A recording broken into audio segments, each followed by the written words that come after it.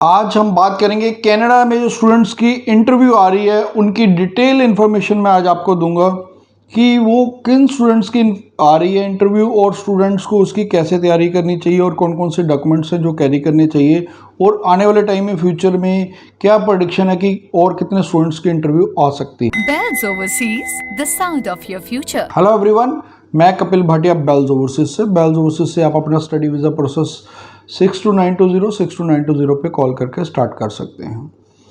आज का जो टॉपिक है हमारा कि जो कनाडा से इंटरव्यू आ रही है, देखिए यूके में इंटरव्यू पहले से ही आती है लेकिन वो आती है सिर्फ 10% स्टूडेंट्स के करीब, और मान लीजिए अगर 100 फाइल लगी हैं तो 10 की यूके में इंटरव्यू आती है। इसी तरह ऑस्ट्रेलिया भी कुछ एक स्टूडेंट्स की इंटरव्यू ले लेता है।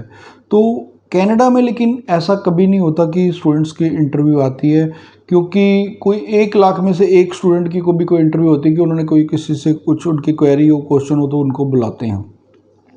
तो ये जो अभी रिसेंटली इंटरव्यू आ रही जो कि हमारे 2 स्टूडेंट्स की आई हैं, जो मैंने ये वाले स्टूडेंट्स की और फिर ये वाले स्टूडेंट्स की, ये मैंने पीछे भी दिखाया था, दोनों स्टूडेंट्स की हमारी एक ही दिन में इंटरव्यू आई। और भी हमारे कंसल्टेंट्स जो ब्रदर्स हैं उनकी भी आ रही है इंटरव्यू, किसी के 5 स्टूडेंट्स है, किसी के 1 स्टूडेंट है, किसी के 2 स्टूडेंट है।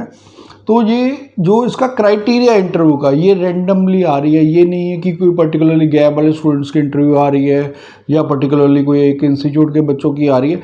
ये रैंडम है, इसका उनको कोई वो नहीं है कि पर्टिकुलरली एक ही क्राइटेरिया फिक्स किया हुआ है। तो ये कुछ फ्रेश स्टूडेंट्स की भी आ रही है, कुछ जो स्टूडेंट्स जिनका गैप है उनकी भी आ रही है। तो अलग अलग क्राइटेरियाज के लिए क्राइटेरिया फिक्स नहीं किया हुआ उन्होंने। तो ये किसी की भी इंटरव्यू आ सकती है आने वाले टाइम में भी।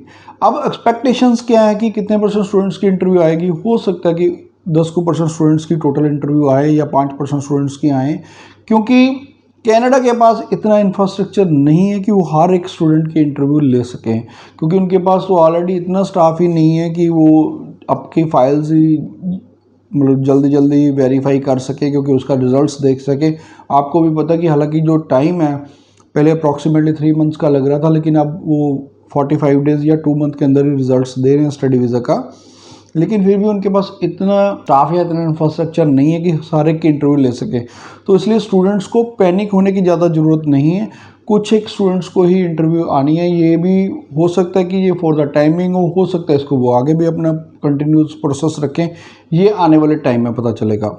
लेकिन स्टूडेंट्स को अब क्या करना चाहिए, ये बहुत इंपॉर्टेंट है। स्टूडेंट्स को सबसे पहले अपनी SOP पे वर्क करना चाहिए और फाइल में सारे फॉर्म्स देखने चाहिए कि मेन एप्लीकेशन फॉर्म में क्या क्या इन्फॉर्मेशन भरी हुई है, उसके बाद जो आपका फैमिली इन्फॉर्मेशन फॉर्म है, दूसरे फॉर्म्स है, उसमें क्या क्या इन्फॉर्मेशंस गई हैं और कौन कौन से डॉक्यूमेंट आपकी फ़ाइल में लगे। क्योंकि मोस्टली जो स्टूडेंट्स हैं वो अब जो मोस्टली जो कंसल्टेंट हैं वो जो फाइल है स्टूडेंट पोर्टल से ही लगाते हैं, कि स्टूडेंट की तरफ से ही लगाते हैं। तो इसलिए ये बिल्कुल स्टूडेंट को पता होना चाहिए कि क्या डॉक्यूमेंट लगे हैं। फॉर एग्जांपल अगर वो आपके पेरेंट्स की ITR पूछते हैं तो आपको पता होना चाहिए कि आपके पेरेंट्स की इनकम टैक्स रिटर्न कितनी गई है।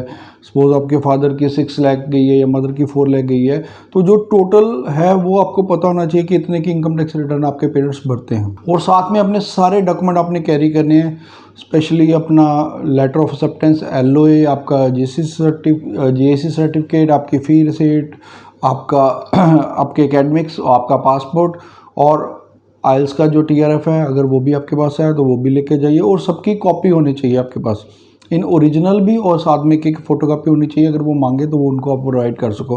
और उन्होंने स्पेशल ये मेंशन किया है कि कोई भी डॉक्यूमेंट इंग्लिश या फ्रेंच में ही होना चाहिए, अगर वो किसी और लैंग्वेज में है तो उसकी इंग्लिश ट्रांसलेशन होनी चाहिए। तो इस तरह ये थोड़ा सा ध्यान रखिए। और जो स्टूडेंट्स की इंटरव्यू आई है उनको उन्होंने बोला कि 50 मिनट्स पहले आप वहाँ पर होने चाहिए, और कोविड इंस्ट्रक्शंस एंट्री के लिए हैं, सिर्फ वहाँ पर मास्क या सैनिटाइज करके ही अंदर आना है। वो छोटी मोटी चीज़ें वो तो स्टूडेंट्स को पता ही है। लेकिन जो अब सबसे इम्पोर्टेंट बात है स्टूडेंट्स के लिए, ये जहाँ तक मुझे लगता है कि ये परफॉर्मेंस ओरिएंटेड रहेगी इंटरव्यू, क्योंकि वो आपसे मेनली क्वेश्चंस ये करेंगे कि आपके फ्यूचर प्लान्स क्या हैं, क्या आप हो सकता है आपको ड्रिल भी करें कि क्या आप जॉब करना चाहते हैं, हम भी आपको फैसिलिटेट कर देते हैं जॉब लगाने के लिए। तो वहाँ स्टूडेंट्स को ये ध्यान रखना है कि आपको रिप्लाई वही करना है कि मेरी जो फर्स्ट प्रायोरिटी है वो सिर्फ स्टडी करना है और मेरी फर्स्ट प्रायोरिटी स्टडी है। अगर स्टडी के बाद मुझे टाइम मिलेगा तो then I will see to it, otherwise मेरी प्रायोरिटी वर्क करना नहीं है। मेरे पेरेंट्स ईज़िली मेरी जो एजुकेशन है वो अफोर्ड कर सकते हैं। उन्होंने मेरी फर्स्ट ईयर की फ़ीस और जीएसटी पे कर दिया, सेकंड ईयर का भी उनके पास प्लान रेडी है, या उनकी इतनी इनकम टैक्स रिटर्न है या उनके पास इतनी सेविंग्स हैं। तो ये ध्यान रखिएगा। और दूसरा जो वो क्वेश्चन आपसे पूछेंगे कि आपके फ्यूचर प्लान्स में कि आपने स्टडी के बाद क्या करना है, तो जब मोस्टली स्टूडेंट्स ने यही लिखा होता है अपनी एसओपी में कि हमने आके ये कंपनी में इस पोजीशन पे काम करना है, तो उस पोजीशन की आपको जॉब डिस्क्रिप्शन भी पता होनी चाहिए। उसका आपको ये भी पूछ सकते हैं कि रिसर्च कहाँ से किया आपने, आपको पता होना चाहिए। आप इंडीड ऐप पे जाके उस जॉब प्रोफाइल का देखिए, उन कंपनीज़ का भी देखिए। और सेकेंडली अपनी एसओपी की एक एक लाइन आपको दोबारा से डिटेल में पढ़ते रहिए क्योंकि इसमें वो टाइम दे रहे हैं स्टूडेंट्स को।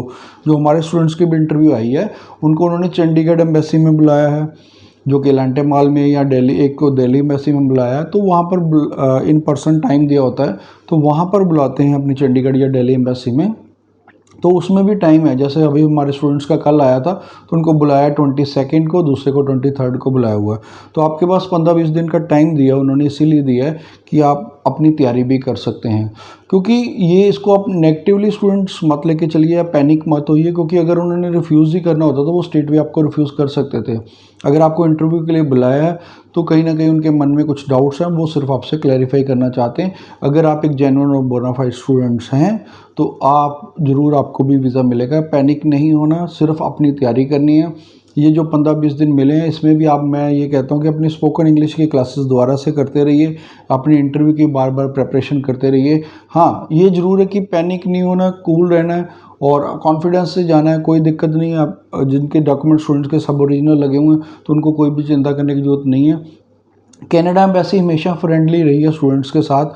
वो ऐसे नहीं करते कि स्टूडेंट्स के साथ ज़्यादा कोई धक्का करें, वो ज़्यादातर फ्रेंडली बिहेव ही करते हैं। तो इसलिए अभी भी आपकी प्रोबेबिलिटीज़ हैं कि आपको वीज़ा मिलेगा, सिर्फ आप उनको कन्विंस कर पाएँ वीज़ा ऑफिसर को। और फिर भी अगर आपकी कोई भी क्वेरी रहती है आप नीचे हमें कमेंट कर सकते हैं या हमारे हेल्पलाइन नंबर 6292062920 पे कॉल कर सकते हैं। Thanks for watching.